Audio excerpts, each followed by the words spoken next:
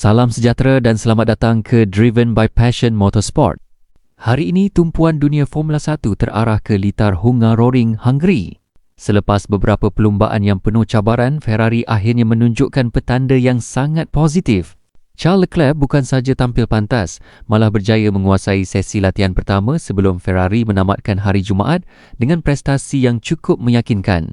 Adakah ini petanda Ferrari benar-benar bersedia untuk memburu kemenangan? Mari kita lihat. Keputusan latihan bebas. Hari pertama di Hungaroring memberikan harapan besar kepada penyokong Ferrari. Dalam free practice 1, Charles Leclerc muncul sebagai pelumba terpantas dengan catatan 1 minit 19.075 saat mengatasi Max Verstappen dan rakan sepasukan Lewis Hamilton. Walaupun sesi itu berakhir dengan sedikit masalah mekanikal pada jentera Ferrari beliau, kepantasannya jelas membuktikan Ferrari mempunyai pakej yang sangat kompetitif. Memasuki free practice 2, Ferrari terus menguasai litar. Keputusan 5 teratas ialah Lewis Hamilton, Charles Leclerc plus 0.148s, Lando Norris, Max Verstappen, George Russell. Ferrari menamatkan hari Jumaat dengan kedudukan 1-2, sesuatu yang pastinya meningkatkan keyakinan pasukan menjelang kelayakan. Apa yang paling menarik ialah keseimbangan jentera Ferrari. Leclerc kelihatan sangat yakin ketika melalui seleko-seleko perlahan Hungaroring. Litar ini sememangnya memerlukan cengkaman hadapan yang kuat serta kestabilan ketika membrek. Walaupun mengalami sedikit isu mekanikal dalam Formula P1, Ferrari berjaya menyelesaikannya sebelum Formula P2 dan kedua-dua pemandu terus menunjukkan prestasi konsisten.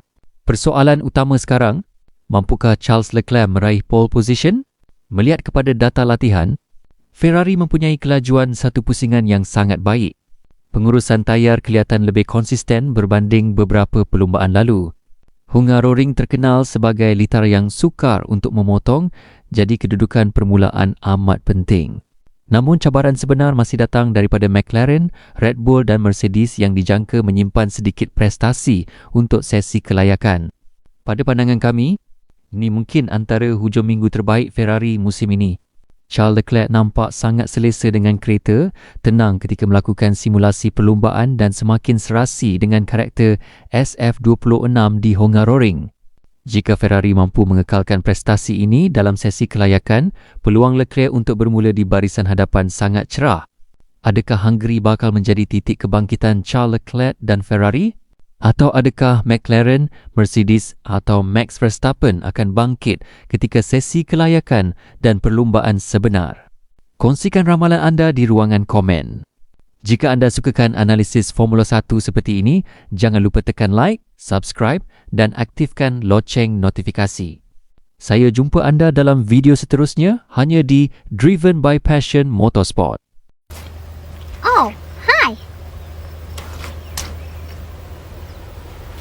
Wait a minute. Who are you? Hungaroring is ready. Ferrari is ready. But the biggest question remains, can Charles Leclerc finally turn his impressive practice pace into victory on race day?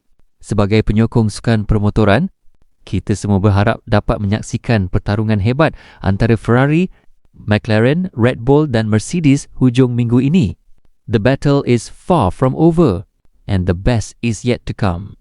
Saya Dato' dan ini ialah Driven by Passion Motorsport. Driven by Passion, fueled by speed. Si Morgan Lezodis bervigjedok penny dan vertiro imani khoren semisera lamarosagina kebrum ing immenso. Jangan lupa like, subscribe, share dan aktifkan loceng notifikasi. See you on race day.